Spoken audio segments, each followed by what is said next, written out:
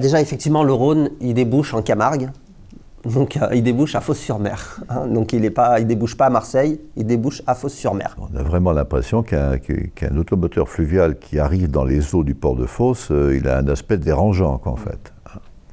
Alors que, bon, il existe quand même suffisamment d'exemples au monde qui sont largement aussi compliqués que le port de Fos et dans lesquels le bateau fluvial, il a tout à fait sa place. D'ailleurs, de toute façon, ni Anvers ni Rotterdam n'existeraient à ce niveau s'il n'y avait pas un dégagement fluvial derrière. Sauf que la voie d'eau sur un segment de 350 km, hein, qui est Lyon, mais on peut aller au-delà, mais enfin on va dire 350, 300, 350, elle participe au trafic à hauteur de 6%.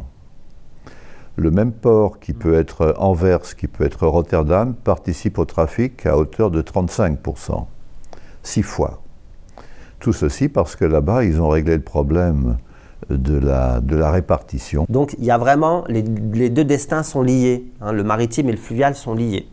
Et je pense qu'il y a moyen de trouver des solutions, quitte à réglementer, quitte à imposer des choses de temps en temps, si on veut réellement que les choses s'améliorent en matière de production de gaz à effet de serre, de report modal, etc., il faut peut-être un peu taper du poing sur la table et dire, ben voilà, stop, on siffle la fin de la partie. Et aujourd'hui, voilà, il y a des obligations de part modale fluviale, il y a des obligations de délai de traitement des bateaux.